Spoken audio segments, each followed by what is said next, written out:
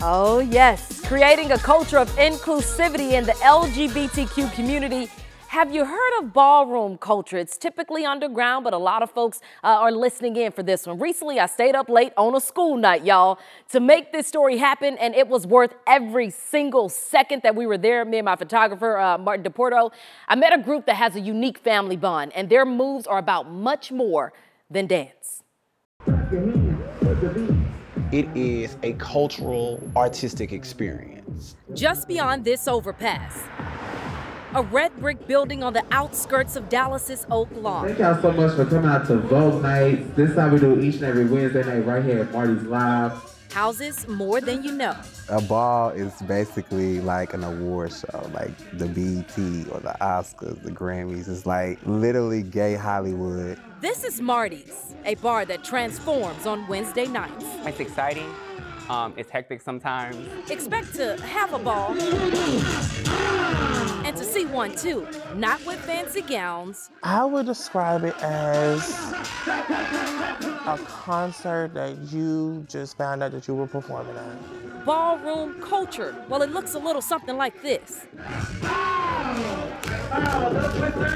Improv dance called voguing. And if you're gonna be on the knee, you're on the knee. This confidence and creativity is an extension of ballroom culture where mainstream drag competitions evolved into battles on the dance floor. We have people that's getting their doctorate degrees right now, people that have master degrees. You got a teacher in there right now that's a 6th grade educator. So me, myself, 21 years, United States Navy, chief. Gay, queer, and trans contestants come here weekly to compete for trophies, cash, and bragging rights. Even more important, the wins you can't see. And when people feel that support, you start to see people exhibit their best self.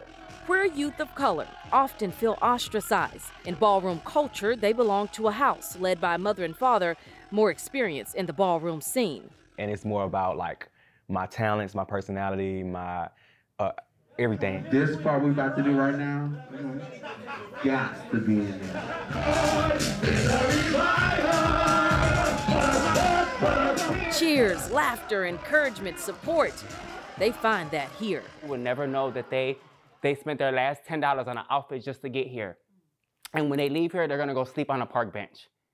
But they came here to get their $3 trophy that they're gonna win because that made them feel very important at that moment. A place where you can be yourself, be real, respected, bold, and find family. In a house, a home created on this corner in Oak Lawn.